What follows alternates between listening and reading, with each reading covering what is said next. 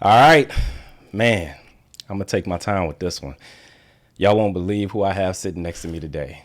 This young woman was born and raised in Detroit, Michigan. A few years after she received her associate's degree, she attended Jackson State University and received her bachelor's in human resources management in just 1 year when it should have taken her 2.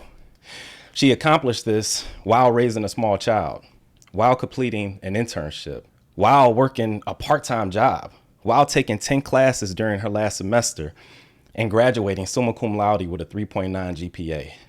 Quite literally the definition of extraordinary. She is a corporate communications expert, an influencer who actually influences people, a content creator with over 2 million views on Reels under her belt. She was a contributing writer with Blavity for 6 years. If I'm trying to make a career change and I'm finding it hard to get hits on my resume, I'd ask myself, what would Joy do? If I just moved to a new state and I'm struggling to get acclimated, I'd ask myself, what would Joy do?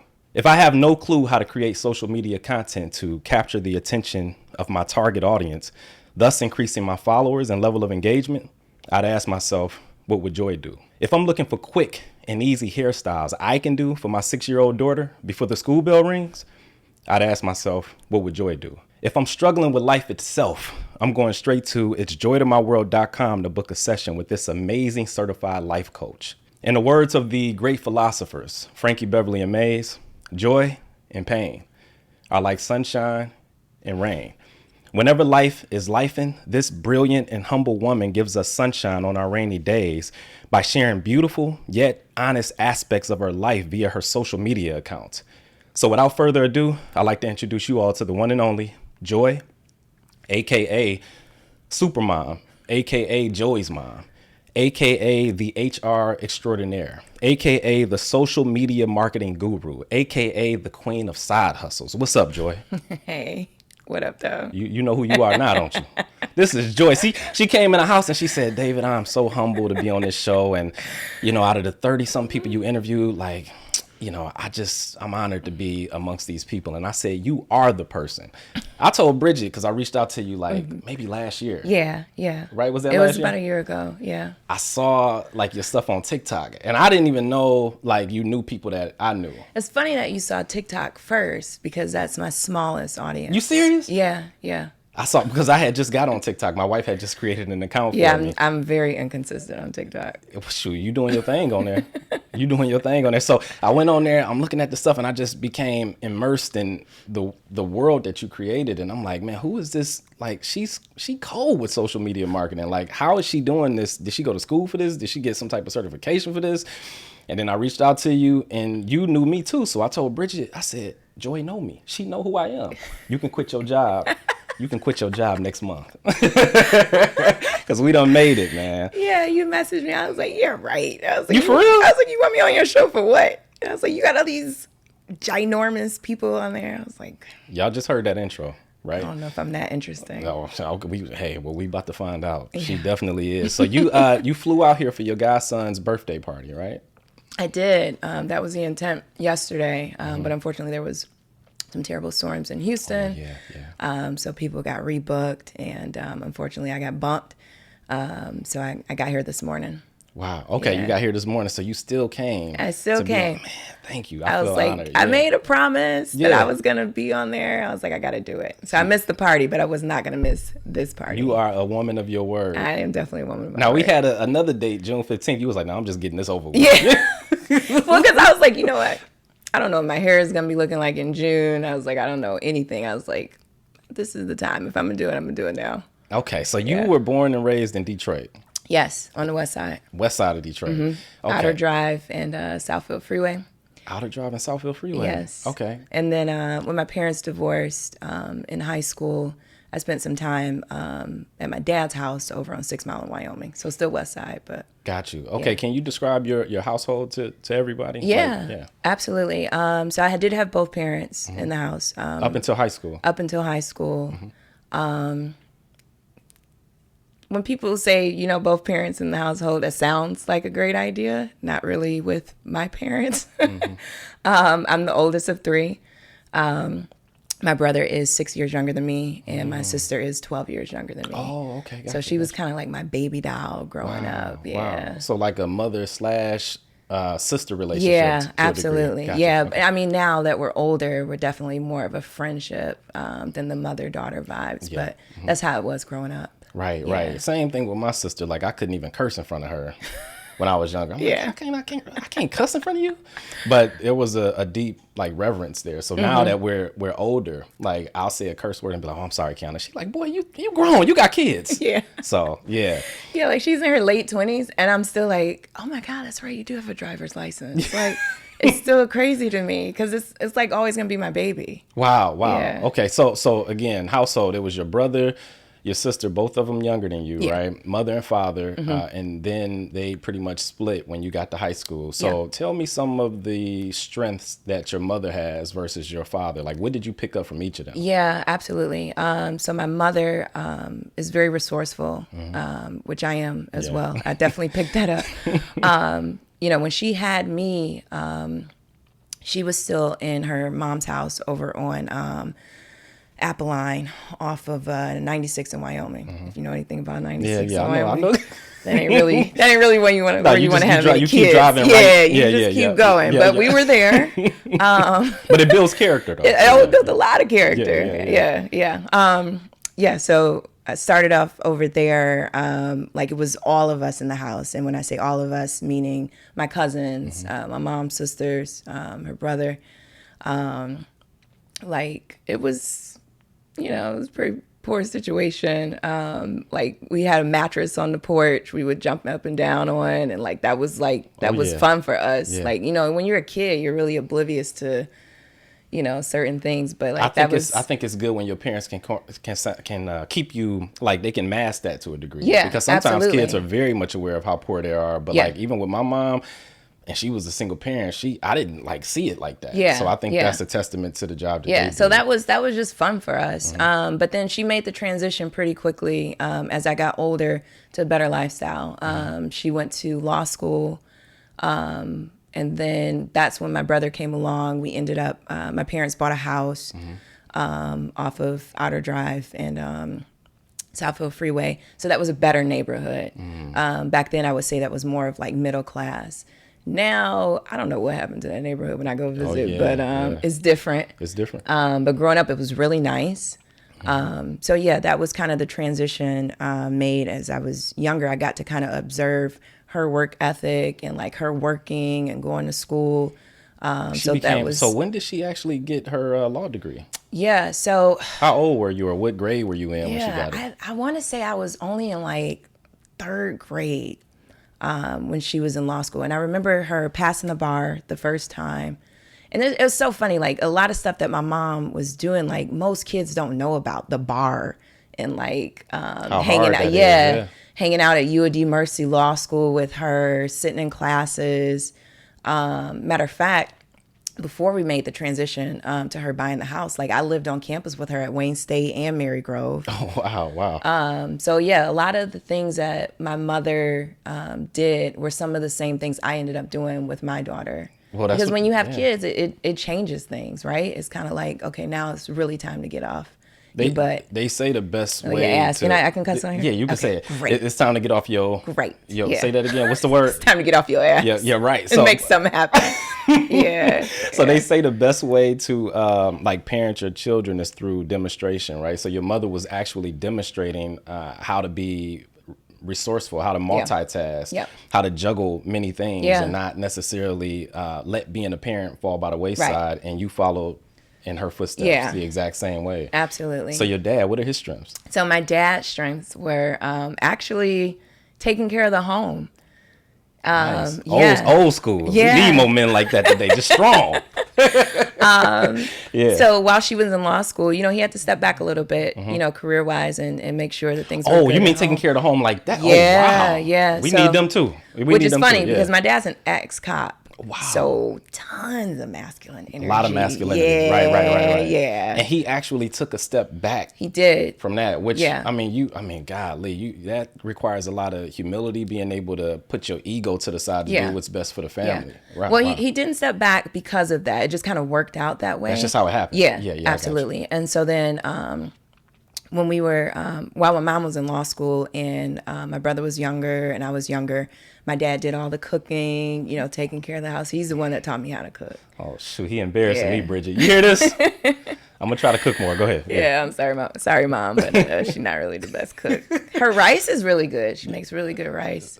But your dad, he be hooking it up. And that's where you got your skills from. Yeah, wow. Absolutely. Wow. So, yeah, I got that from him. And then I got, excuse me, a lot of life skills from my dad, too. Like, he didn't bring me up to be like a princess, or like he didn't, you know, handle me with kid gloves. It was like, okay, the trash need to go out, take the trash out. Get it done. Yeah. He wasn't the kind that was like, oh, you know, I got to pamper you and all that. No, like I was helping him change the transmission in the driveway, cutting grass. Wow. You know, which kind of worked out later as a single mom, you know, doing those things myself. But yeah, my dad, he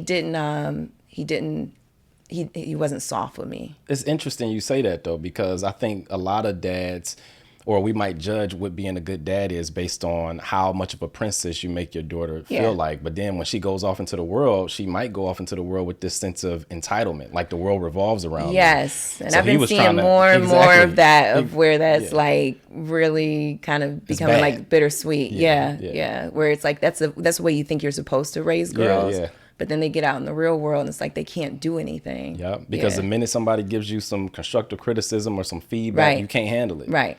Oh, I love that. Your dad. Shout out to your dad for that, man. For sure. So in high school, what did you think, or what did you want to be at that point when you became an adult? Like what career goals did you have in high school? I'm laughing because there was a running joke because I had no idea what I wanted to do. You serious? No. Wow. And like everybody did, because I went to this like really, you know, affluent high school, private school in Grosse Pointe. Even though I lived on the west side, I went to high school in Grosse University Pointe. Liggett, right? Liggett, yeah. Ligge. You know, if it got university in front of it, that's a good high school. So So like everybody had this path and this journey kind of like built out for them, and they knew exactly what they wanted to do. I had no idea. Yeah. And I was okay with that. Yeah. And like my teachers would try to, you know, push me to, you know, oh, maybe you should think about this. And I was like, I don't really want to do that either. So anyways, the running joke was that one day we had like a career day and you had to like get up and talk about what you wanted to do.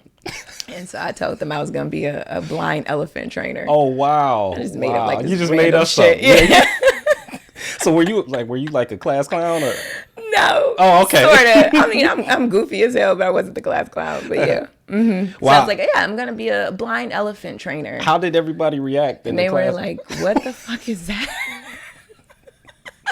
Oh my God. So again, you had no idea what you wanted to be at that time. But when you were in high school, you were, you played varsity basketball, you played varsity volleyball, you played junior varsity baseball. So you were active in sports. So they made us play 4 sports a year. So I didn't have a choice. So, I wasn't great at these things. I just I had to do them. So what did it actually teach you, though, when you look back at it? It taught me that I had no skills. I was not athletic. Like, I was really good at volleyball. Don't get me wrong. Like, that was my sport. It's still my sport to this day. Joey plays volleyball, Joey does play volleyball. That's her daughter. Yeah. And, like, I secretly was, like, you know, trying to push her along. And at first she was like, I don't want to do this. I hate it. And I was like, and then I kept like putting her in the camps and the clinics, and she started to like, and I was like, yes.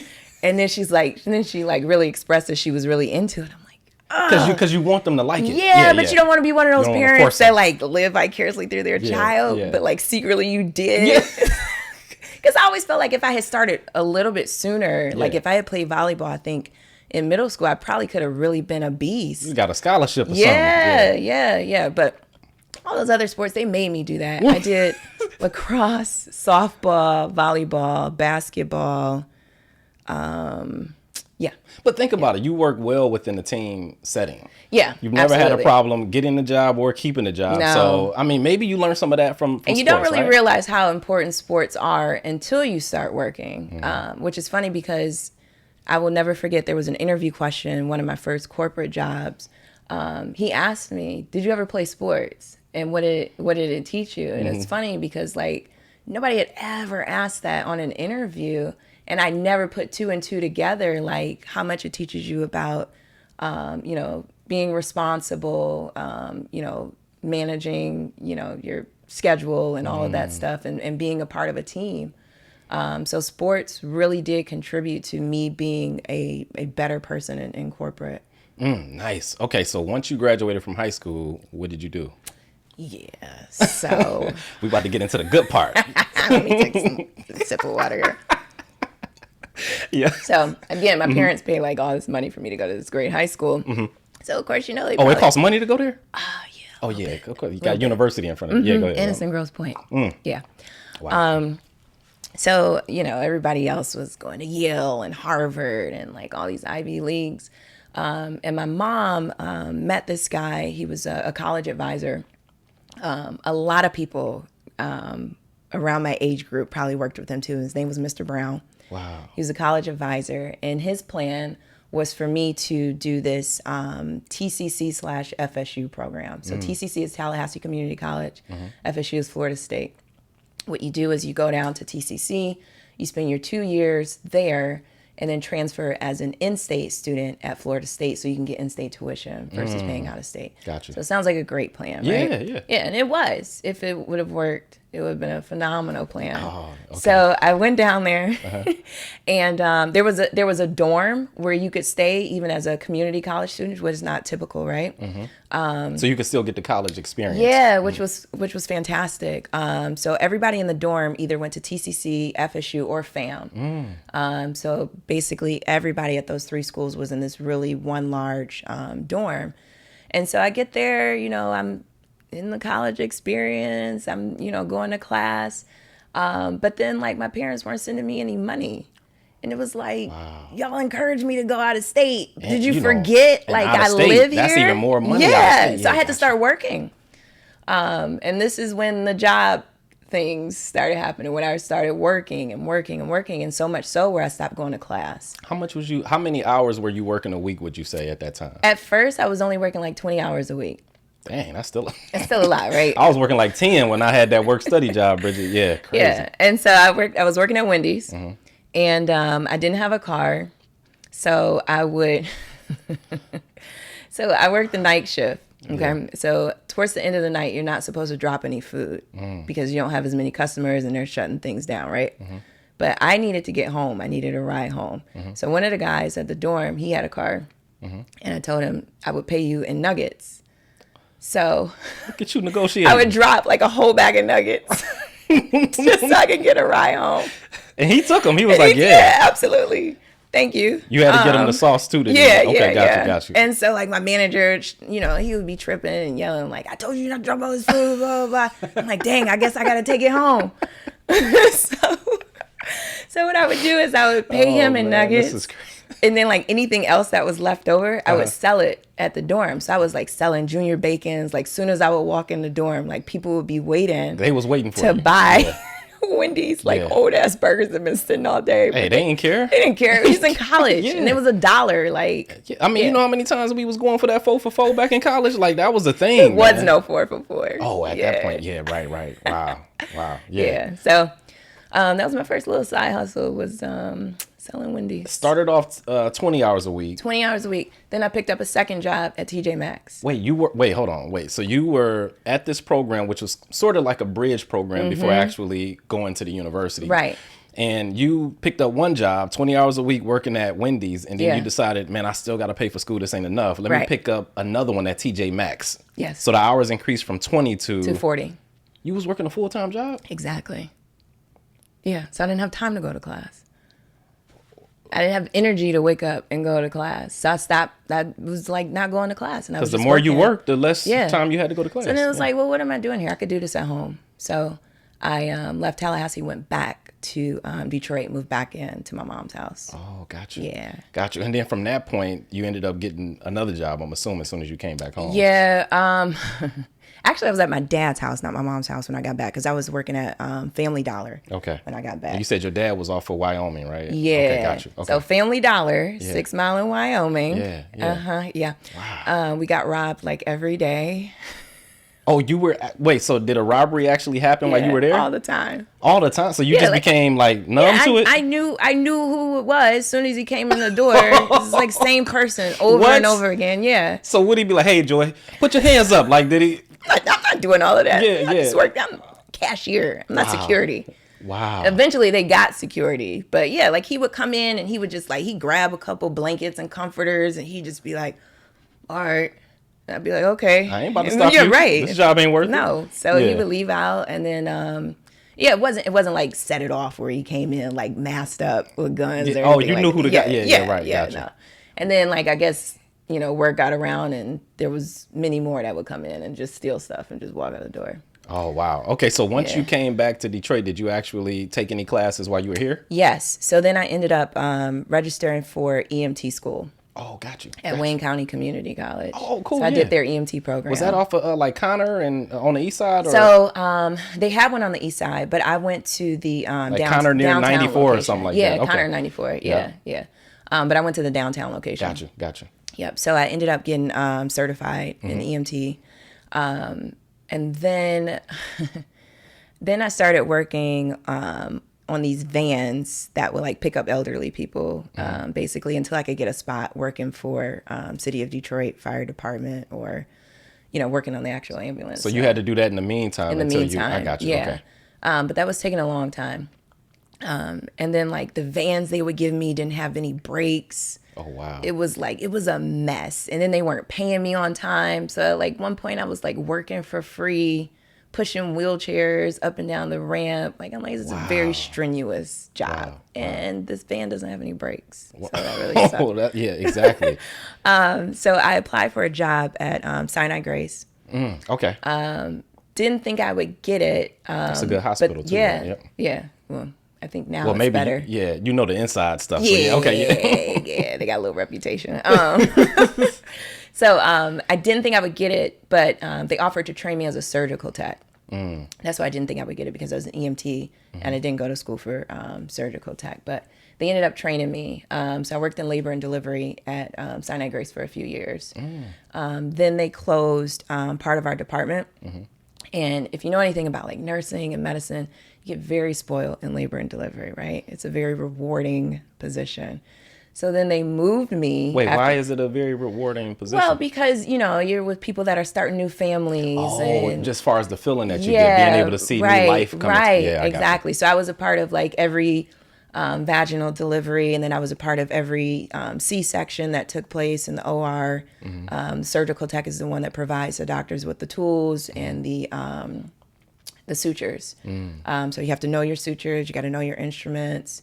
And you seeing all this stuff, this before Joey came. Oh, yeah, way before Joey. Okay, go ahead. I'm sorry. Yeah. And I loved it. Yeah. Honestly, that's still one of my top favorite careers of all time was being a surgical tech. Wow. So yeah, they closed half the department and then they sent me over to med surge. Med surge is like basically some of everything. Like it's it could be a GSW, gunshot wound, or the person in the other room might have just had a stroke. It could be a lot of things.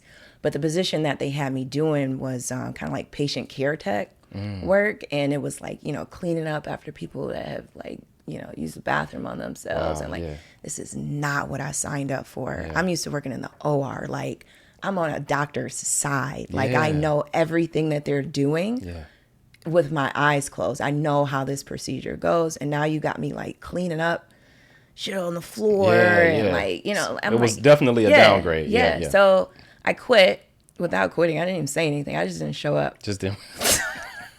Like, it's my last day. I'm out of here. Like, you out your mind. Yeah. So I left Sinai and ended up working at a cosmetic surgery company. And this company is now out of business. Rightfully so. I'm going to get to that. It was called Lifestyle Lift. And so what it was is they would market it as you could come in and get a facelift on your lunch break. Oh, wow. Yeah. So like, women were really buying into that. Oh, a whole facelift on my lunch break. Like I don't have to take off work. I get a new face. Like that sounds amazing. Right. Yeah. You might want to think about that. Unless you want to go back to work and look like you got hit by a truck. That's what you're signing up for. So they was doing like facelifts in 1 hour and just sending people back? Yes. And I'm going to tell you how they did it. So because they weren't under general anesthesia, everybody was under local anesthesia. So local is when you receive a syringe in like a localized area that numbs that area. General is when you put to sleep. Oh, that's okay, typically what happens in a cosmetic surgery field is people are put to sleep. Put to sleep, yes, right? Yeah, yeah. Not local anesthesia. Right. Like you sound crazy. So they would get like hundreds of shots in their face, and so. It was a lifestyle lift that they could get over their lunch break because they weren't put to sleep. They didn't require somebody to drive them home or anything like that. So anyways, they would cut from like here to here, and then I would hold up the skin of their face, and they'd be like getting a facelift while they're sitting there talking to me, like just having a regular conversation while I'm holding up their face. Wow. Yeah, and so the doctor goes in and underneath the skin, you have your muscles. Yeah. And so they would tighten those with the sutures, and then they would cut off the excess skin, which is what a facelift is. Yeah. But sometimes that didn't always go well. People run into issues sometimes, of course. And so, like I said, this should not have been marketed as something you could do during your lunch break. Yeah. That's crazy. Isn't that crazy? Almost like, hey, ladies, it's convenient. Just come in on your lunch break. You go back to work looking like a brand new person. Right. Wow. It kind of reminds me, I don't know why I started thinking about that movie Face Off with John Travolta and Nicolas Cage. Anyway, it was kind of like that because like your whole face is sitting there while you're just talking to me. It was wild. Wow. It was wild. Okay, so then after you left that job. Yeah, so after I left there, where did I go after that? So many jobs. Oh, so it's about 10 more jobs before we get to Atlanta, is what you're saying. Oh, yeah. So you were working these jobs, like menial jobs. Nothing was really beneath you. It just seems like you were a hard worker. Whatever I got to do to stay busy and stay active, right? Absolutely. And, of course, you went from working with doctors side by side, knowing all of the instruments, everything that was getting ready to happen, to this downgrade where you cleaning up feces and stuff like that. Then you start working for this company that I don't even want to mention their name, but where they was doing the facelifts during lunch break and all of that type of stuff. At what point, I'm curious, and I don't want to jump too far ahead, at what point did Joey come? So Joey came a lot later. A lot later. Okay. I still was in my early 20s at this point. And so I had actually, now I'm remembering my journey. There we go. Go ahead. Yeah. I decided to be a police officer. Wait, hold on. You decided you became a police officer? I did not become a police officer. But you pursued it. I was going to. Yes. Yeah, okay. Right. Was it because of your dad? Did he inspire you? My dad, watching Cops all the time. That was like the show in the 90s before Married with Children came on. Cops would come on. Yep. Yeah. So I was like super inspired. And I was like, that just sounds like me. And I had the EMT certification. So yeah, I was interested. So you would have been comfortable with seeing blood and all of that type of stuff. Absolutely, because I was already used to it. What stopped you? So, I took the Wayne County Sheriff exam, passed that, no problem. Took my courses at Wayne County Community College again. Okay. Yep. Did all my ride-alongs with the police. What's crazy is they had me riding along and I was not armed. Yeah. So we would pull up to somebody's house for DV, domestic violence or whatever, assault cases. And I'm coming up, I got khakis on and a polo top, and they got bulletproof vests on. And I'm like, what am I supposed to do? Just come on. Just come on. I'm like, all right. So, but you wasn't scared, though. I was. Yeah. But I wasn't. Yeah. But it did give me a kind of a newfound respect for police because you really are walking up to things and you have no idea what's on the other side of that door. Yeah. You really don't. And you can't be fearful, but you are somewhat fearful because you don't know who's going to be psycho or not, you know? I got pulled over the other day. I got my first ticket in a while. My wife usually gets all the tickets, so she was teasing me look, see, you ain't don't perfect. Do her like that. That's so messed up. You gonna take that?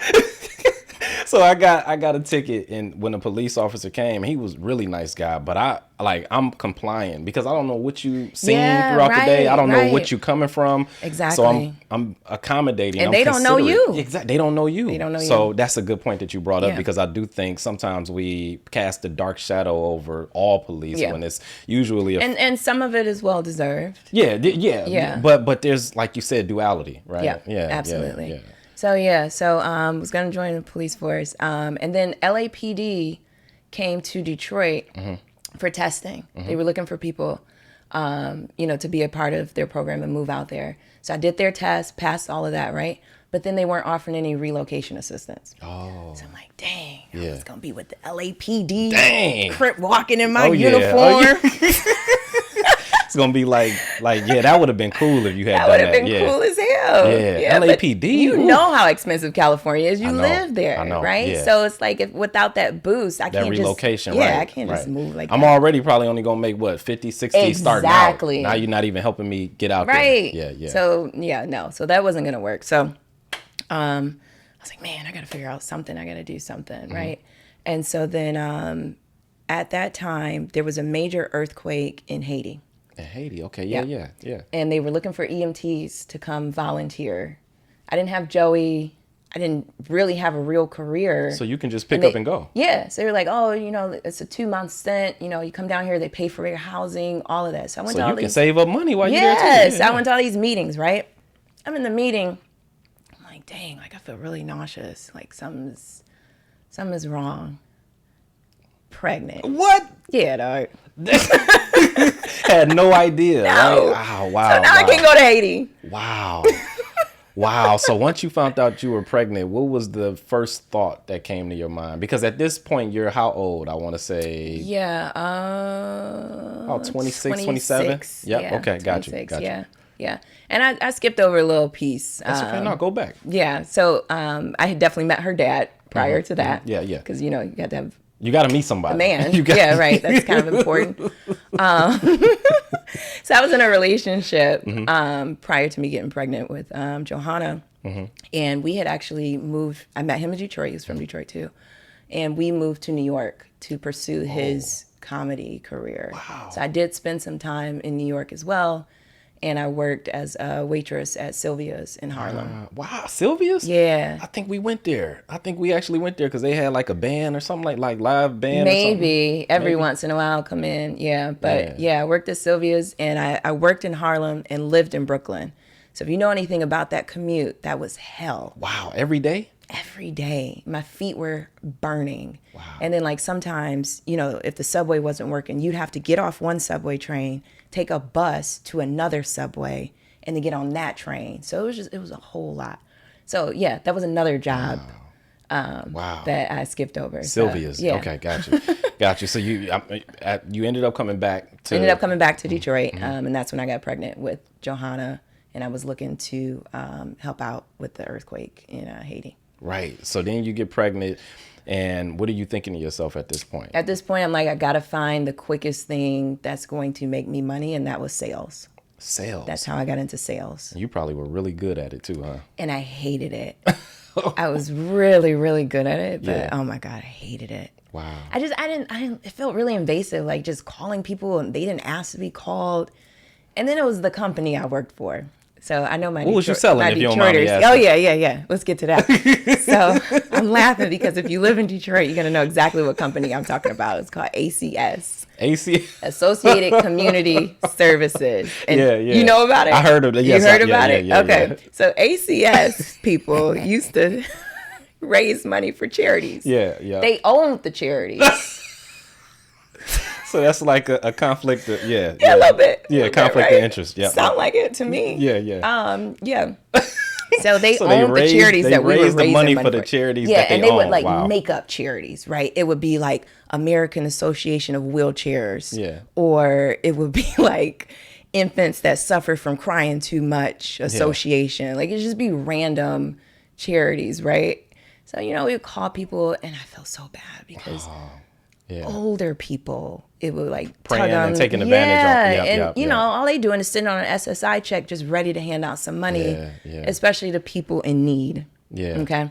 But then there were the people that were smart and be like, oh, how much of my donation is actually going to the charity? We would have to put them on pause, and a manager would come to the phone and answer that question. We would hand over the phone to a manager. You were not allowed to answer that because 90% of your donation was going to overhead costs. Wow. Yeah. Wow. Yeah. So that was affecting your moral compass was like you was feeling conflicted every time you went into work. Absolutely. But I'm feeling conflicted up here, but I'm also feeling kicks down here. So Yeah. I had to keep going. You had to keep going. Yeah. And then with sales, you know, you get your base pay. And then, of course, you know, you have your incentive where if you're making sales, you get paid on that. So I was selling. I was raising fake charity money. Yeah. So yeah, I worked there for a minute while I was pregnant with Joey. And then things were not working out with her dad. Unfortunately, I was in a very dark space because it was like, oh man, I'm about to do this shit by myself. Okay, I'm gonna ask a question. Oh yeah. Feel free to talk about it if you want to. If Yeah, not, go we ahead. move on to the next thing. At what point were you diagnosed with was it anxiety or something like that? Anxiety and depression. And depression? Yes. Wow. That was right after I had Joey. Oh, so that was before you even started working the sales job. Right. No. I was working sales while I was pregnant with Joey. And then the dark space, I would say, came after I had her because it was all the responsibility. Okay. And it was a lot. Okay. And then also, my family no longer was living in Detroit. So none of my immediate family lives in Detroit anymore. So it was just me doing this, and I didn't have that support system. So what made you go get checked out? Like what were you feeling at that time? Because I knew like it's one of those things where you're in it and you're like, maybe I'm just in a bad mood, right? Maybe things are just tough right now. I didn't want to do anything. And I didn't like the feeling of the disconnect it was giving me from me and my kid. Like now this is cutting into me being a mom. Something's really wrong. And she didn't ask to be here, so I gotta figure this out. Right, I got you. Right. And so, yeah. So I was like, something has to give. And so I ended up getting another sales position at another company, which was much better. We weren't selling, raising money for charities. Yeah. We were actually, but it was actually a collections company. So it was kind of the opposite of sales. We had already sold them something. Now they just weren't paying their bills. Yeah, so we coming to collect. Yeah. So again, if you are from Detroit, you know this company as well, where we used to turn off your car if you didn't pay your bill. Oh man. I know these companies I worked for were just not Yeah. good people. Wow. But yeah, I get what you're saying. It's like you're preying on people who aren't fiscally responsible, Yes. who are going to end up in a situation where And they're going to here's the owe, thing. and then there's going to be all this interest you're going to tack on to. Right, Yep. exactly. And that's what I was going to get to, is that it wasn't fair because they were signing people up for interest rates that were just astronomical. People that had no idea probably what an interest rate even was. Not even They're just reading the thinking, fine print. I just need a car. I got $100 and they're going to take it. And then in exchange for it, I'm going to be in debt for like another 10 years for a little Pinto running down the street that probably won't even make it for 2. So that felt bad too. But yes, I was working in collections right after I had Joey. Like I said, it was just me. And I was like, you know what? Maybe I should go back to school. That's when I went back to Wayne County Community College again for my associates. Now, this is after you and Johanna's father separated, pretty much. And you decided to go back to WC3. Yep. And this time, what did you study? Yeah. So this time I just did general studies. General studies. I got you. Okay. I was like, again, I can't really commit to the job because I didn't know what I wanted to do. And I had tried all these different things. And it was like, you know, people were like, oh, do medicine, do EMT. That's great. It's stable. Yeah. And then like the hospital laid us off and then they were closing departments. So medicine wasn't as stable as people had sold it out to be. So I had tried different careers and they just didn't work out. So I did general studies. So I was like, at least, you know, I'll do the 2 years. You're doing something. Right. Something. Yep. Yeah. And then when I get the bachelor's, I'll figure out something a little bit more concentrated. Because you don't specialize until you get to the last 2 years. Exactly. Anyway. Yeah. Exactly. And so I was like, you know what? I'm not starting from scratch. You know, I got some classes under my belt from going to TCC. And then, of course, with the EMT program, that took care of my science courses. So I didn't have to do those. So, yeah, I got into general studies. And then I started taking a communications class. It's like, dang, I kind of like this. Like, yeah, could do this. Oh yeah, because it kind of goes in line with sales, and so It right, does. exactly. And so then they sprung on me. Well, they didn't really sprung on me. I didn't read that part. I was supposed to do an internship to graduate. I was like, how the fuck am I supposed to do an internship and work and raise a kid? Yeah. So I ended up doing an internship at a TV station. Oh, and that's when I really got bit by the communications bug. Because you did the casting for it, you directed it too, right? Yes, I did a commercial. So originally, when I got the internship at the TV station, they told me there was no room in like the marketing department, like the fun creative stuff. Like the fun creative stuff, right? Which is what I really wanted to do. And they were like, "We're gonna put you in traffic." I was like, "Oh, traffic." Okay, I guess I'll be reading like traffic reports or something. No, come to find out, traffic meant like the traffic of like the planning schedule. That's what they call it. So basically you have your programs and then you time it to when your commercials are going to play, your advertisements. Wow, yeah. That's traffic. Wow. I had no idea what I was signing up for. And I was like, this is so fucking boring. Right. I'm just like basically pushing buttons, like waiting for times, pushing buttons. I'm like, oh my God. Sounds very mundane and boring. Yeah, and I'm like, dude, I could be making some money right now. Yeah. Of course, my hustle spirit is like, oh, this is like such a waste of time. But you stayed in it? I stayed in it. Yep. Stayed in it, met a guy in the sales department. Mm-hmm. And I was like, oh, what do you do or whatever? I used to be in sales. You networking, okay. Yeah. And so he was like, well, actually, we get the business of the advertiser, and we actually developed the commercials for them and everything. So they were more than sales. So I was like, okay, well, you think there's some room for me to maybe move over my internship to your department? He was like, well, we never had a sales intern before. I was like, okay, well, I guess this would be the first time. Right. Yeah, right. So he kind of took me under his wing, and like we would go out to businesses to kind of, get their business for a commercial. And so this one company, it was a bank, it was a credit union, and they wanted a commercial. They, bought the ad space, all that good stuff, right? And so he was like, I'm gonna let you take over. You seem really creative. Mm-hmm. And he just let me run with it. So I directed the commercial, produced it, wrote the script, did the casting. I actually casted my friend's daughter, who's in college now, which is crazy because like in the commercial, she was like 9 or 10. Wow. So yeah, so I produced the commercial and it was amazing. Wow. And I was like, this is it. You got bit this right is, there by this the bug. Is what I want to do. There we go. Yeah. So then after that, since you knew what you wanted to do, you like, okay, I got to find a university to go to because I have to get my degree. Exactly. Right? Then I started looking at costs and I'm like, who is paying for this shit? I don't have that kind of money. Yeah. And so, I was talking to my mom about it. And at the time, my mom was living in Jackson, Mississippi. My mom, my sister, and my brother. My brother was still in college at Tougaloo. Gotcha. In Mississippi. And my mom was like, yeah, I heard about this scholarship at Jackson State for transfer students. She's like, all you need is your associates, what you about to have, and a 3.0. I was like, yeah, I got that. But I was like, Mom, I'm about to be 30 years old. This is for kids. How old was your daughter at this time? So Joey was 2. Oh, she was 2. Shoot. Yeah, I'm like, I'm a mom. Yeah. I'm about to be 30. Like, they're not about to give my old ass a you didn't scholarship. think they were going to give you the scholarship? No, I did not. Shout out to your mom for planting that seed, though. Yeah, absolutely. But shout out to HBCUs that gives everybody a fair chance, because I feel like if that had been a Harvard or a Yale or whatnot, I wouldn't have been up to their standards, by society, because I was a single mom and I was 30 years old. So anyways. Well, let me just say one thing. Shout out to you for not, like, 'cause sometimes people feel like if they're not getting acceptance from those higher universities, they don't do anything. Yeah. So shout out to you for being humble enough to say, okay, hey, if an HBCU wants to give me an opportunity, I'll take that. Right. Because some people might think, Yeah. Like, no, I love the fact that you still took advantage of that opportunity. Yes. Straight up. So then, again, you end up, applying for this scholarship. Didn't think they was going to give it to you. You got it.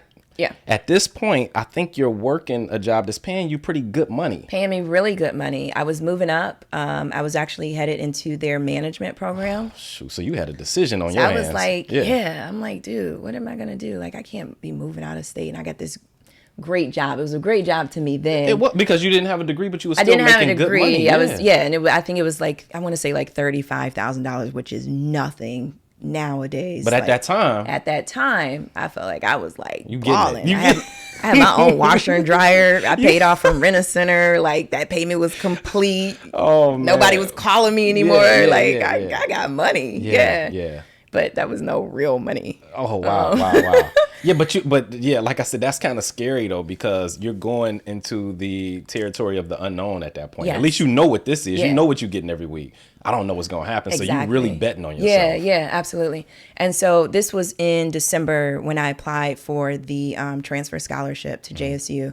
And so I wrote an essay. I don't even remember what the essay was about, to be honest with you. I wrote an essay, but I know I wrote my ass off. Yeah. I know I did that much.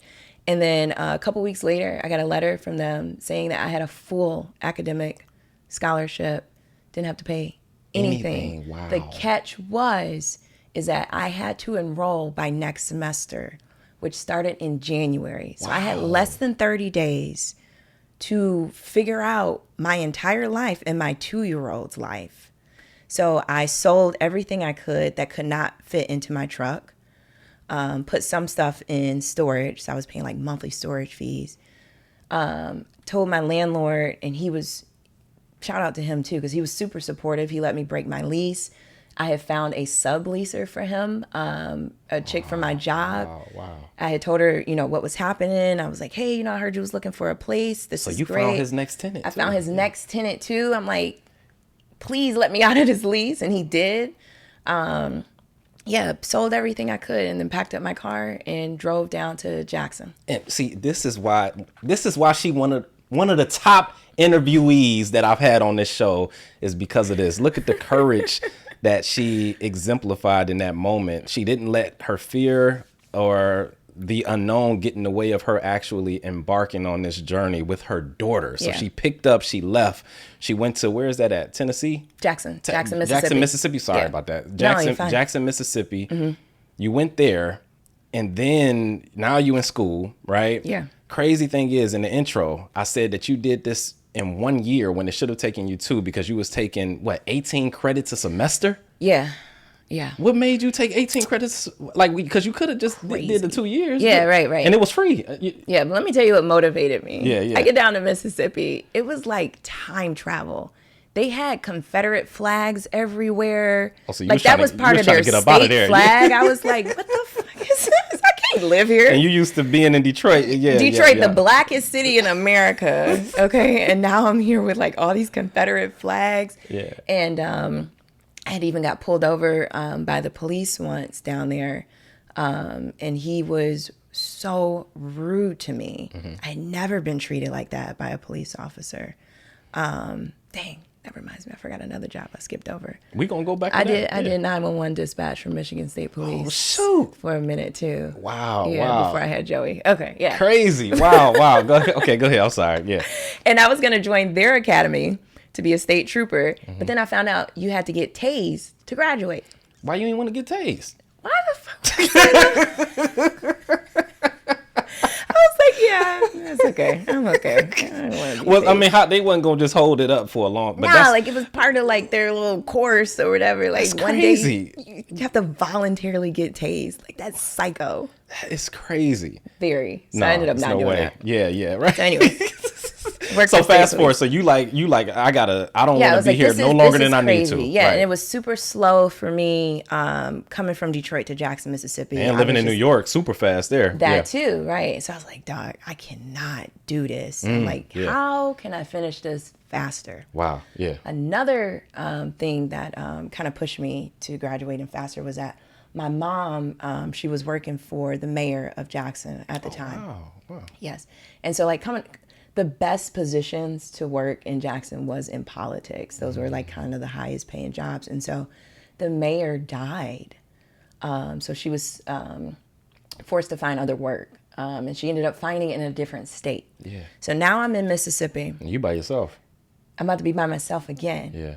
Which is crazy. I'm like, Mom, I came here because of you. Yeah, now I'm out of state. And I'm like, dude, what? Yeah. So she moves to Vegas. My sister gets into college in LA. My brother graduates from college, decides to go to law school in Boston. Wow. And now I'm in Mississippi by myself. So you I got to get out of here. here. I was like, I need more classes. Wow. So there was only a certain amount of classes that they would let you take without approval. So I had to go to the dean. I had to go to the president. I had to write all kind of letters for them to allow me to take more classes than what they had advised. Because a full load like is already a lot on somebody. So I doubled that. Listen, this is crazy though, because you're doing this, you're taking care of your daughter. She's 3 or 4 years old. Yeah, she's you about know, 3 then. Yeah. stuff unexpected happens. Where And they I was gotta, working. You working too. Yes. Internship, right? Listen, they got to be taken to the emergency room. You know, I'm talking about little kids when they're small. You got to do that, and you got to still go to class that next day. Yeah. And then I read something where, you know, you would take, like, there would be moments where you was cooking like 3 times a week for Joey. Yeah. Right. So you still doing your household stuff. So what I would do is like the days I knew I had night classes and that we were not going to be home, I would make enough dinner to last 2 days so that when she came to night class with me, she could be off to the side eating while I'm in class. Another shout out to HBCUs because they allowed me to do that. Again, a Yale or Harvard, that was not going to fly. Joey was in class with me just like I was in class with my mom. Wow. Yeah. Full circle. Full circle. Wow. Okay. So, so at this point, right, you're doing all of this stuff. You have these moments where you have to step out of class just to cry, just to let it out. Yeah. You know, you taking a bath and sometimes you would just cry. Of course, Joey doesn't see any of this, but you handling all of it. And I'm PMSing, so now I'm about to cry again. So thanks for that. Oh, I'm sorry. We're going to cut that part. Let's get the makeup person to get these tears. And so where did you get that strength from at that point to keep going? Because I knew like I couldn't encourage her to have like this lifestyle that I wanted for her that I didn't give myself. Mm-hmm. So like everything that I had like dreamed of and like could envision for her, I had to do that for me first. So that's what kept me going for sure. Because I can't tell her, hey, I want this for you. And then she's like, well, Mama, you didn't do it. You envision like, you know, your kid walking across the stage and graduating and going to college. How do I encourage her to do that? And I didn't do it. And, you know, our generation is very different. Our parents came from a generation that was very adamant about do as I say. Mm-hmm. You know, don't worry about what I'm doing. You better just do what I say. But our generation is a little bit more conscious about how we raise our kids. We want to be the actual example, right? It's do what I do. Let me show you how to do that. And that's really important because, you know, now with social media and them having just this influence of all these outsiders where they don't have to listen to you, right? Like we had to listen to our parents. That was all we saw. That was all we knew. Now you're competing with a bunch of other stuff. Yeah, their influence is coming from all over the place and God knows where.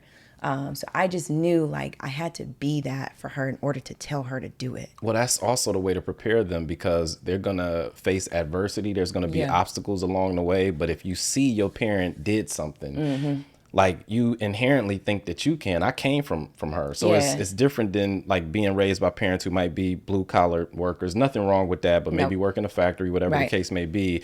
And then once you go off to go to college and now you want to become like an accountant or a lawyer, it's scary because it's like, man, I'm the first generation to do this. But when you have a parent that actually did it, that gives you some sort of courage and knowing that no matter what I face, I'm going to do this. Right. My parent did it. Right. And not only that, you know, they had set me up to be great. You know, they sent me to these expensive schools not just, private Shout out to the parents, man. Come on. I'm sorry. Not just private school for high school, but I was in private school my entire life. Like always. I never went to the neighborhood schools, which I never really felt like I fit in because like I grew up in the inner city, but I was always like bussed out and went to these schools that were in the suburbs. So like the city kids didn't like me, and then like the suburb kids, they were like, oh, I can relate. Rough, I can relate. I went to my neighborhood. They used to call me Weird Science. Oh yeah, because I always enunciated my words. Yeah. And stuff. Like, do you remember that show? What? Yeah. Okay. I remember. Yeah, that's where they got it. I'm like, you won't even watch this show? It was like a bunch of dudes in the neighborhood that gave me that name. I used to love that show. But I felt like I didn't belong at the DPS schools. But then I went to St. Juliana, which was a private school for a minute. Where's that at? It was over on the east side, maybe off of like, I don't know, Harper Hayes or somewhere around there. Okay. Right. But I felt it was Catholic, right? I felt like I didn't belong there either because now I'm like the tough kid. Yeah. I'm like, this is crazy. You know what I'm saying? Hey, mistake. I got street cred over here. So I understand exactly what you mean. Yeah. Cause like, I would hang out with the kids in the neighborhood and I'd be singing Green Day. They'd be like, what the fuck is that? then I go to school and it was like, they talk to you. You can't talk to me like that. Like I was rough around the edges when I would go to school because I was from the city. Yeah. But like, that balance of trying to figure out where you fit in. But think about how that's helped you as an adult. Like you can fit into any. Thankful for it. You can adapt. Yeah. You can adapt. Yep. Absolutely. Yeah. Wow. Absolutely. Wow. Okay. So now after you so where we at? I'm sorry. After you graduated, right? Y'all did this. I think because of them, they shared your story. Yeah. So after I graduated, top 5% of my class, 3.9. President's list, dean's list. Yeah. Come on, man. 3.9. I was so mad about that 0.1. For real? Yes. I was so mad. I went and talked to the dean about it because I felt like, y'all trying to play me on. And the dean said, you was taking 18 credits she's like, a semester, you do right? realize, right. Like he's taking all these classes. Like take the 3.9, Joy, and call it a day. Take the 3.9. Like, I wanted that 4.0, but graduated top of my class. And then I knew like I wanted to stay south. I didn't want to go back to Detroit. Definitely didn't want to stay in Jackson. But I was like, you know what? I always liked Atlanta. Ooh. Hot Atlanta. Yeah. And I was like, I do have a couple cousins there, maybe could help me get on my feet. That's back when Usher, Lil Jon, anyway, I can see why you wanted to go there. Yeah. So I was like, I'm gonna try Atlanta. So I applied for a job, had the interview, and plus I was like, you know what? I know I'm gonna get a job there because not only now I got my degree, but I got all this experience working all these jobs. Oh man, who's gonna tell me no? That's gonna be an incredible interview because I'm not a new grad with no work experience. Yes. I had all of that. Yep.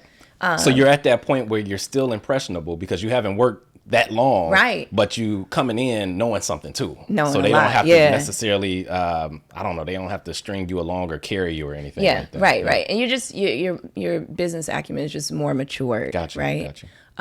And so I applied for a sales position because sales is the easiest thing to get into. Call center life, everybody knows that. But applied for a job. The interview went well. They granted me a second interview, and I was like, you know what? I'm just gonna go. I think I had $300 to my name after I paid for the U-Haul. No place to stay. Technically didn't have a job. All I had was the second interview schedule. And I was like, I'm going to go. Yeah. So I moved to Atlanta. A question. Yeah. Was Joey's father like supportive of these moves? Well, you don't even have to go into it, right? But I know that like that was difficult to figure that part out. I think he was supportive because he knew the alternative. I think he was supportive because he was still struggling to come up in his career too. I got you. And that the alternative would have been, let me fight for her to keep my kid here, but I'm not necessarily able to provide her with the best life either. So it's more of a logical decision where he's like, okay, and I definitely appreciate that because he probably could have, taken me to court and say, hey, I don't want her taking my kid out of the state and all of that. Absolutely. He did not do that to me. But then again, the alternative was he didn't have much to fight me with either. But he knew that I had this opportunity and, knew that I was a good mother and trusted me to make things happen. Wow. So he was supportive in some aspect. So you went out there, hit the ground running, started working. What year was this when you got to Atlanta? Yes, I graduated Jackson State 2015. 2015? Yeah. Okay, got you. And so then Joey, oh no, was that 2015? I think it was. It was either 2015 or 2016. It was 2015 because she was 5 then. Got you. Yeah. Got you. Okay, it's 5 years old then. And then at what point did you actually start writing for Blavity? Yeah. So when I was doing sales, some outlets had heard about my story. Like a couple websites were writing things and whatnot. I was doing a couple interviews. And then there was one outlet that was pretty popular because of them. Because of them, yeah. They got like over 1 million followers on. Yeah, I know them. Yep. Yeah. And so I was like, dang, like they want to talk to me. So they asked if they could repost the post that I had made on my page about parents that really want to go back to school and just encouraging them to just do it. Like, I know it's tough and it sounds easier, said than done, but just, do it. And I told them kind of my journey in the whole caption. And they were like, we really want to repost the story to our outlet. And I was like, okay, cool. And so the catch was too, she's like, can you remove the cuss words? Because I told you I like the cuss. Oh yeah, oh yeah. She's like, can you remove the cuss words so we can repost it? And I was like, yeah, absolutely. So I changed it and they reposted it. And my inbox on Facebook was just flooded. And Mothers, a bunch of mothers. bunch of moms, like, congratulations and how did you do it? And like all these questions. I'm like, oh my God, how do I answer? Yeah. I was trying to answer like each one as they were like coming in, but it was so much. Yeah. And I was like, you know what? I had been told for the longest I should start a blog. So I was like, I'm gonna start a blog. So I started blogging. And then I found out you can ghostwrite for other blogs. And so then I started getting little side jobs and contract work with other websites and other blogs and writing for them. Wow. Then Blavity had an opportunity for people to contribute stories that just wanted to get their name out there. They weren't paying you for it. And you technically weren't on payroll with them. So I was never an employee of Blavity, just a contributor. And so I would submit stories for them. Still big, yeah. Yeah, because they could have rejected yes, them. yeah, right. Say, they had plenty of people to choose what from. What is she talking about? Yeah. Right. So submitted stories and they published them. And so that increased my following on social as well. And then I just kind of transitioned into creating content.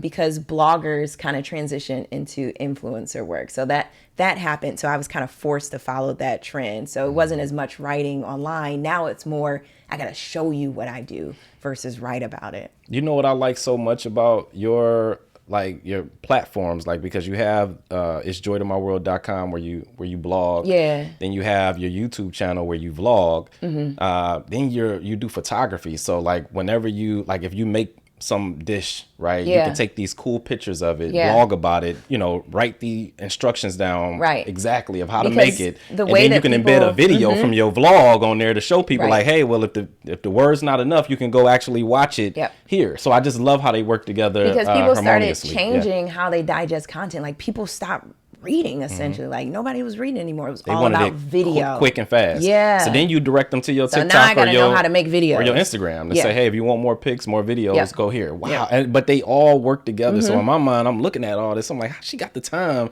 to manage stuff on all these different platforms? Right. Crazy. Yeah. Crazy. So again, you writing for one of your articles that you wrote. This was published in 2018. I think it was called Single Mom versus Single Woman. Is there a difference? And I really appreciated that because I forgot about that. Yeah, but it's like you don't want to diminish what it means to be if you're the primary caregiver, even dads who are in the house. Like if you ask the dad, like, hey, when your kid next doctor appointment coming up? Yeah. He won't know. The mom is the household. Or who's the teacher? They don't know the kid's teacher. My mom, Bridget sent me a text message the other day. She said, hey, Violet's kindergarten graduation is on this day. And I'm like, okay, So the thing is that you guys are the household managers, and especially if the dad isn't in the house, I don't care what the dad role is or how involved he is. Don't diminish the role of the mother if she's the primary caregiver. Because sometimes when you'll say single mom, people think about that as just like a dating status. That wasn't just my dating status. Like that was me being a single parent doing the work of two as one. So that I remember that article now. Yeah, I forgot. Okay, I got another one. This is from 2017. 3 assumptions about women who exercise their right to curve.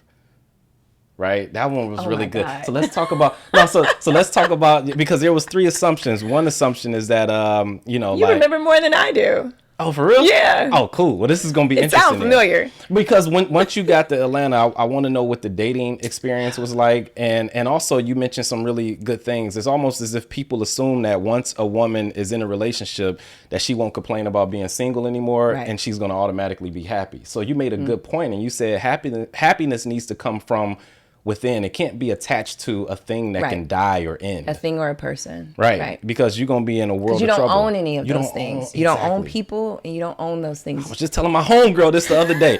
And me and Bridget, I've gotten better at that. Yeah. It was really me who was more, one thing about her is that she always had a life outside of me, and she never prioritized me or put me above maybe God, Yeah. or put me above things that mattered, Right, or that to should matter her, the most, right. which is her. She's been here longer than she met. Like, she's known herself longer than she's known Right, me. right. She's her own person, right? So we Right. can't get married and almost feel like we've become one. No, you're still you, I'm still me. Right. And we can support each other, but once it gets to the point to where we depend on each other for Yeah. happiness, somebody's going to be in trouble. Because the thing that's going to come with that too is growth. Like, people are constantly changing. I wasn't who I was a year ago. I might not even be the same person a month ago based on inner work that you do and experiences that you have. Yeah. Everybody changes. Not always for the better. That's your intent. That's what you hope for. But people change. So when You got to leave space for that. you have to leave space for that. And you have to leave space for disappointment too. And so when you're in a relationship, you have to make sure that that growth, that you are on board for whatever they are choosing to grow into, because they're their own person. You don't own them. You only get to experience them. I love that. Okay, this is the number 2 assumption, right? She curves the nice guys and puts them in a friend zone, right? That's an assumption too. That's an assumption. And it's like, well, if you getting put in the friend zone, maybe you need to look in the mirror and figure out why. Right. So I love what you talked about Right. with respect to that. Yes. Because people assume, like, just because he's nice, like, that you're just supposed to be like, oh my God, I met this nice guy. Like, oh, he's so nice. He don't take initiative. You don't take initiative. He Y'all aren't compatible. Yeah, right, Like, right. Just because they're nice doesn't mean that's who you're supposed That's who to you be want, with. right? Yeah. So but as a man, if I'm continuously being friend zoned, I'm not taking the approach of saying, "Oh, I'm blaming all women." Right. It's like, no. If I'm being friend zoned by everybody, Yeah. what is it about me? Exactly. And you mentioned something. You like, are you texting them WID all the time, or are you saying, "Hey, Saturday you available? This where we Yes. going? This the location. You like eating this? Okay, I'll pick you up at 8." And you said the article was in 2018? That was in 2017. 2017. It's 2024, and I still have that issue. Yeah. Go ahead. This is the third one. I want to know if this is still an issue, because you're a beautiful woman. So Thank you. somebody would be like, man, she's fine. I know her DMs must be flooded. Oh, that drives me. And then nuts. there's an assumption, because it's like, okay, well, what are my DMs being flooded with? Are they Yes. quality men? Do they live at home with their mom? Right? Or did you think about, like, the content that I put out? Do you think that's the kind of DMs I get? Most of my DMs are from moms. Wow. My DMs are not, not from- popping like that. yeah, It's yeah. not like, it is not Match.com in my DMs. It's not. I promise you. I thought that was a great article. Oh, man. So, no, you had a few other articles. One was about Joey, I think. It has something to do with her basically asking you why you had different last names. Yeah. And I thought that was really good. It was so endearing to read that, because you cooking spaghetti, you cooking a healthy version of spaghetti. You know what I'm saying? You sitting at the dinner table, all of a sudden she asked you that question. Yeah. And you responded, you chose honesty. Yeah, I always choose honesty. And I think anybody that knows me will say, like, I don't always like what comes out of her mouth, but she's honest. And I that's what I'm always going to be, because one, it's hard to keep up with lies. Like, I can't do it. For real. 2, I always feel like it's going to come across on my face. Like, it's hard for me to hide things. Which is good, that you don't have a good poker so I face. feel like yeah. I feel like people know when I'm lying, so I just avoid it altogether. But yeah, I'm very honest with Joey. Again, remember I had mentioned that our parents kind of came from this generation of do as I say versus what I do. And when you're more of a conscious parent, you have to have that honesty with them, because you want them to do better than what you did, right? Yeah. Not just because I said so. So yeah, I was very honest about, we have different last names. She has her dad's last name. And, in retrospect, I wish I hadn't have done that, because being the only one that's going to parent-teacher conferences, field trips, filling out forms, having to prove, more that I'm her mom because we don't have the same last name. Now, granted, some instances are easier than others because we look just alike, and they're like, oh, yeah, of course that's her mom. Yeah. But on paper, it's like I got to prove a lot of things. I got to submit some extra. Just way less of a hassle if you just would right. If I had known but that I at was that going to time, be you doing it thought by there was myself. probably a chance that y'all would end up together. Absolutely. I got you. Absolutely. And so gave him that respect of giving her his last name. And so, yeah, I was very honest with her about how, that was the plan and that's what I thought was going to happen. But we're not married, and that's... We're not married. But see, you thought it was over. And she said, okay, well, y'all not married. So when y'all get married, when you and daddy get married, then we'll all have the same last name, or I'll just change mine to yours. Yeah. And you respond, this was brilliant. You said, hey, listen, baby, Joey, I don't care if your name was Pokemon, you would still belong to me. Mm-hmm. And I love it because, well, first off, it worked. That don't mean it would have worked for everybody, right? Yeah, But you knew yeah. she loved Pokemon. She got a laugh out of that. Yeah. But you also said that you don't know whether or not you answered it in the right way or the wrong way, but you knew she understood. And you told the truth. Jordan Peterson, he's this clinical psychologist. He has a book called 12 Rules for Life. And one of his rules is tell the truth or at least don't lie. And at least don't lie, because when we're saying something in a moment, what the hell do we know, right? Right. We Right. might realize however many years later, oh, well, actually, that's not the truth. But the fact is that we're not telling a malicious lie. We're doing it based on what we know in that moment. Yeah. And that means something. Like you Right. said, because if you tell a lie, now you got to cover this lie up. Exactly. And then that lie will go on for 20 years. All of a sudden, your kid looks up and says, Mom, this doesn't make sense. Right. And now 20 years of what they thought was something now isn't. And now And I also it felt puts them like in- when your kids ask you mature questions like that, they deserve a mature answer. Treat them like a person. Yeah, right. Talk to them like a person. Because, like I said, with the influence out here nowadays, you don't know where they're going to get their answers from. So you better be the one that's going to give it to them. Right. Yeah. I love it though, but just the fact that you was like, because in that moment I'd have been like, man, hey, just give me a second to think about that. But you was reacting in the moment, and Like, it I don't worked care out. what your name was. Yeah, I'm belong your to me. mother, Because and I'm the one taking care of you. Because you said you can hear the fear in her voice that maybe she would have thought she belonged less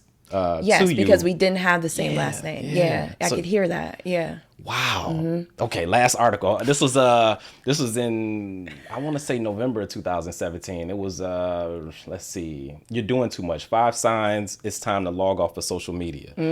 Which I had to look at this. I said, "Oh shoot, she describing me right here." Well, some of these. The first one was financial irresponsibility, right? Like, Yes. if you got these pop-ups, article, whatever the case may be, and now you buying stuff and you And can't that pay was your bills. before the ad game got so big. Yeah. Like, and another thing too with that is like the financial responsibility of, I might see somebody living this lavish lifestyle and I'm like, dang, I really want that purse now. Or dang, I really want them shoes. I wasn't thinking about them shoes before I saw it. I don't need that Gucci bag like that.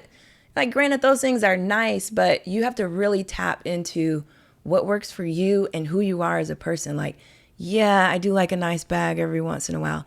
Am I a person that needs those things? That's not me. So like you're changing yourself based on what you're seeing from other people. So that financial responsibility is important too. Wow. Okay. I'm going to let you describe this one because this was a real good one. This was probably my favorite, but it was depression onset by envy. Yes. That's important. I'm going to let you talk to that one.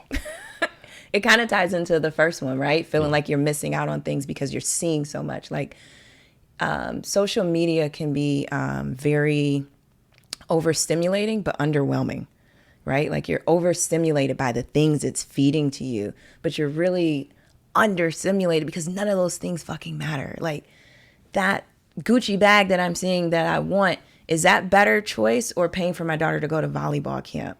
Like I have to know my means, and I have to know that just because I can't get that purse right now, that doesn't mean that I have to be envious of that person. This is my life and this is what I have to own. If that's what I want, then maybe I need to go out and go do that. But you can't be envious because other people are in a position to have both or choose to do that. You don't know what somebody's finances are. You know, they could choose that over their kid going to camp. But I'm going to choose this, but I can't be envious about their lifestyle. Because they only showing me the highs of their life, Exactly. right? So I'm getting jealous over something, and I get you. That can lead to depression for sure. Okay, here we go. Third one, you have become a troll. Like, if you find yourself going to somebody's page just to hate. Yeah. Just to hate on them. I don't think I'm a hater. But sometimes I feel like if I'm online long enough, I'm going to start hating. You must. Yeah. Yeah. Why she wear that?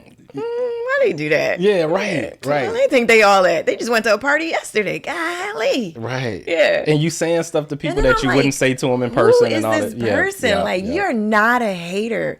Get off. Get off. Get off the phone. Right. Yeah. Oh, wow. Yeah, because it kind of causes you to lose your humanity in a It sense. does. Yeah. And I don't like that because that's not who I'm naturally am. Like, I don't like being pulled out of my element. Yeah. Yeah. Okay. Well, this is something that I don't think it ever affected you this way. All the stuff that I see you doing on your website, the DIY stuff, do it yourself. I mean, you had let me see, a grid accent wall that you did, chalkboard barn door. Yes, you had a contractor. I had do that design. Yeah, you had a design, Yeah. but you had to make sure that it was secure properly because that could become a hazard. Thank Yeah. God your dad was there when you got Yes. it. Right. All of these meals that you cook. One of my favorites is the stuffed shrimp. Oh, the sweet potato. Sweet potato. Oh yeah. Okay. Here we go. Yeah. Stuffed shrimp, broccoli, cheesy shrimp, stuffed broccoli stuffed, sweet potato. You got the lamb chops. Hold on one second. Yeah. You got the shrimp egg roll. I like that. You got the best homemade chocolate chip cookies. The What's Poppin' Pop-Tart. Oh man, that was good because you ain't gonna want them out the box after you eat that, right? And that was a partnership. Yeah. With a mango company. Right, because you had the mango jam in the refrigerator and it was left over. So Right. you like, So they wanted me to come up with like this a recipe using mangoes, and they were like, we kind of want something other than jam. Everybody keeps giving us jam. Yeah. And so I was like, well, what about like Pop-Tarts? Like Yeah. it's supposed to have real jam in it. It does definitely not. But if you make them homemade, they do. So that Pop-Tart recipe it up. was a partnership. Lord, where's my husband? Barbecue wings. So anyway, what I'm getting back to the social media being a distraction. Yeah. So it has become a distraction. That's something that I know hasn't affected you because you're always doing so many different things. But for certain people, if you have a list of things to do or goals or whatever, and then you look up and you like, man, I haven't done any of this stuff. It's time to log off. Yes, and that was before TikTok. Because now, like, I feel like when I get on TikTok, I go down this rabbit hole and I like can't get out of it. It's way more entertaining than Instagram. Instagram is very aesthetically pleasing, right? Because you have this grid, and then of course you have your partnerships where you're trying to set up like almost like a visible resume to sell yourself. And with TikTok, people are making videos about any and everything and they go viral and it's just funny and it's just natural. Instagram is more like people trying to sell you a lifestyle. And so like I get easily distracted with Absolutely. TikTok. Yeah, absolutely. And now they're trying to take it away from Now us. they trying to take it away. Okay, the next one, everyone online knows your personal business. Yeah. And not stuff about like, oh, I'm posting a picture of this, dish I'm at a restaurant eating with my wife, whatever. Not like you, I don't know, telling somebody what happened but more so like just the messy stuff. Yeah. You know what I'm saying? Yeah. Like my baby mama this or. Which is easy to do because that kind of stuff typically goes viral. And, people are so famous now for just mess. Right? But not that mess doesn't happen in my life, whether I caused it or, came to my doorstep, but I'm not going to share that. Like it's really a hard fine line between being transparent in things that I do and things that I choose to share with my audience. And then that other side of like, I don't want to put too much of my personal business out there. Like on my stories, I try to keep up with, showing moms like that, they have the support of knowing that somebody else is doing everything all the time. Because if you think about it, there's so many stories I don't even share, right? Yeah, So I try to share things on a regular basis just to show, other women that, there is somebody else out there that is just doing it and doing it and doing it. But anyways, I have to make sure that I still have my peace. And like there are a lot of personal things I just don't share. Wow. Okay. Yeah. So I got a few more questions. I'm sorry. I know we got to get out of here. Bridget, we ain't got a whole lot of minutes left on the camera, right? All right, here we go. I could talk to you forever. Okay, so you ended up moving into your house, and that was your first time purchasing the home, I think, in 2020, right? It was like 1.3 acre. Wait, how many acres? 1.3 acres. Wow, that's Yeah, crazy. I went from Detroit to a country farm. Country farm. Now you live in a city. Your condo is outstanding. Though. Yeah, I love it. I love Thank it. you. But, Thank you. But how did that make you feel, I guess, at that time? Yeah, like when I first pulled up to that house, I was like, oh, this is amazing. Look at all this land and I can do this and that.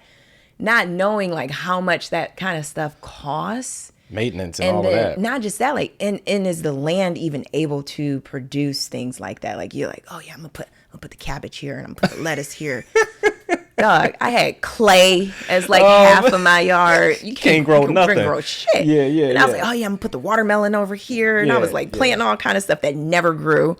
Wow. So I like had all these big plans with this land. And then of course, there was the American dream of just not having a house, but just having land too, and being able to say that and have that, in my tool belt. If I needed to sell, I had land too. And I'm glad I did that, because I ended up coming out on top, being able to use those funds towards my next home. Oh, heck yeah. You definitely did. Yeah, for sure. I just saw something recently where, like, when you was in that property, it was a bat or something in the house. Yes. Yeah, and I don't know who got it out, but it was hilarious. Yeah.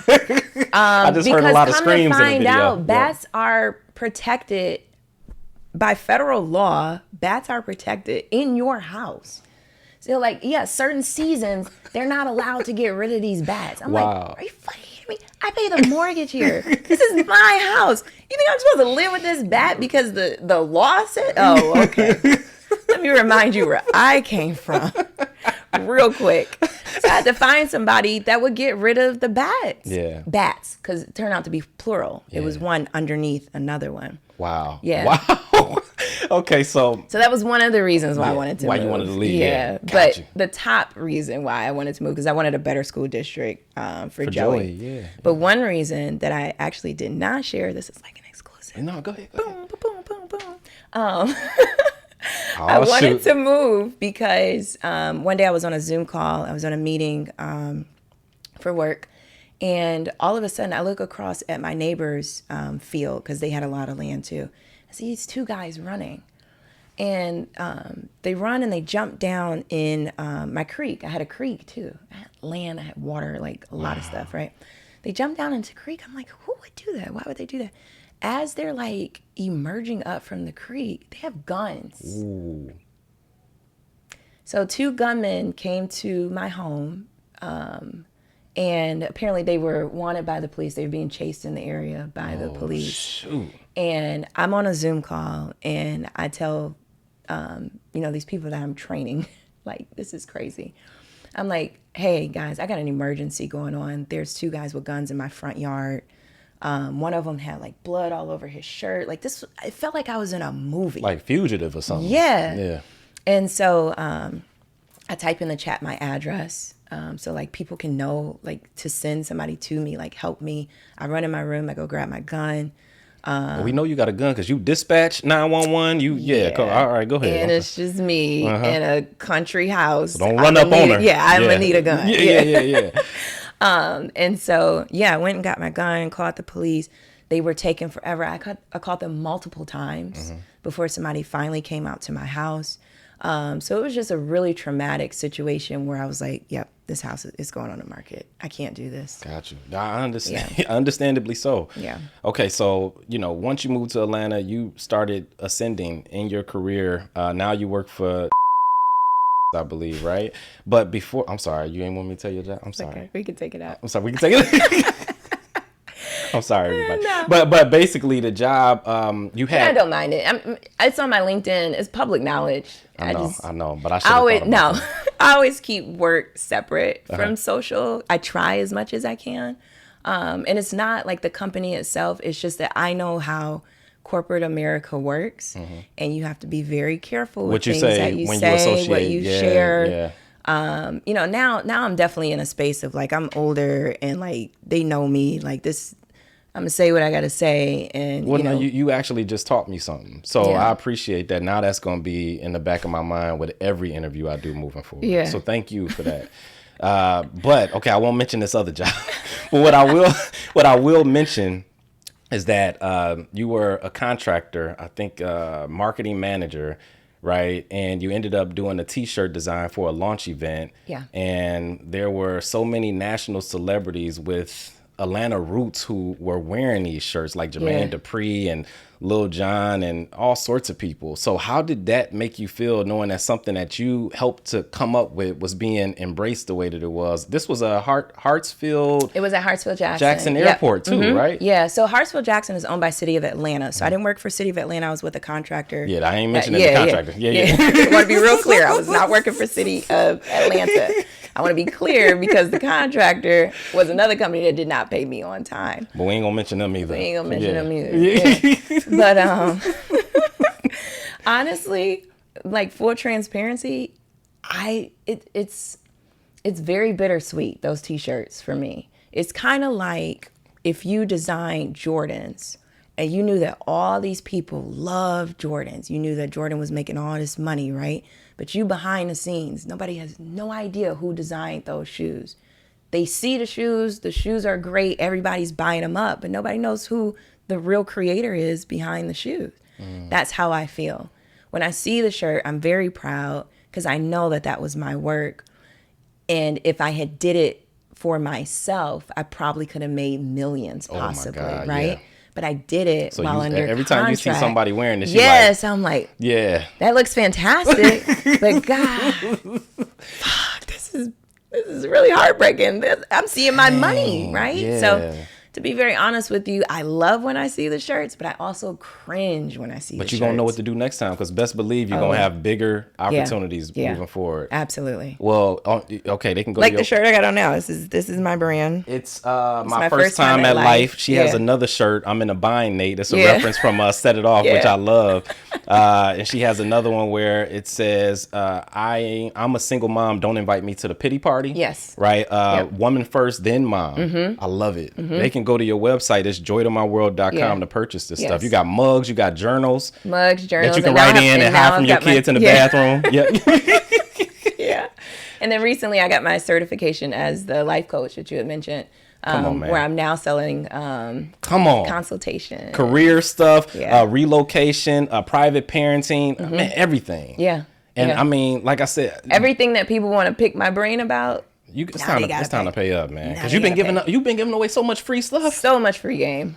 To me, too. So now I gotta pay. Maybe not though, because now we might be friends. I might give you a little discount.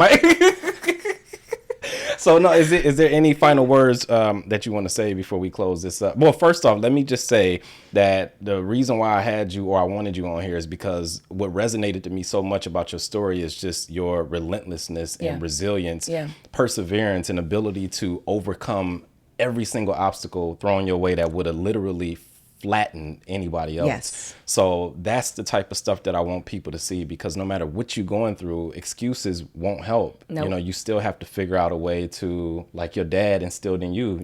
You got to, hey, take out that trash. Yeah. You still got to work. You still got to do absolutely. something. So that's what I love about your story so much. And Joy is a reflection of that. Like you can just see how brilliant she is. Thank you. And just, you know, she's really, really good communicator, very social. She's my best piece of work. And that's a complete reflection of the work that you did. So thank you for coming on this show. Thank you. Any last words? No, of course. Any last words? And also, when you're ready, I want you to look into this camera and tell people where they can find you. Yeah, absolutely. So you can find me on Instagram at It's Joy to My World. Same on YouTube. TikTok is It's Joy to My World with an underscore at the end. And then my website where I do sell my merchandise. And now these coaching and consultations. Yeah. We'll see how those go. I know it's going to eat up a lot of my time. I know you looking fly on them pictures. Thank you. You looking like a life coach. That's for damn. Oh, I told my mom I wouldn't cuss no more, but you looking like a life coach. I look like a life coach. Yeah, for sure. Like, you know what? I want some tips from her based on them pictures. Absolutely. Yeah, but it's not just the pictures. Everything, all of the years of hard work that have led you to this point. Yeah. So you have the experience. That's for sure. And that's on itsjoytomyworld.com, my own site that I also run. Ooh, okay. So sooner or later you're gonna be paying people to do that stuff. But how do you feel about the interview? You felt good? I felt really good. Yeah, cool, yeah. Cool. Well, you know, I was a little nervous at first, but not anymore. No. All right, y'all. Because I was like, what is he gonna ask me? I'm like, what am I willing to talk about? Is he gonna tell these folks like she's single in Atlanta? Well, she done told y'all that now, so if you come in her DMs, you better come correct. Oh man, please, yes, please know how to plan a date. It's Conversations with TinBridge. Peace. Thank you.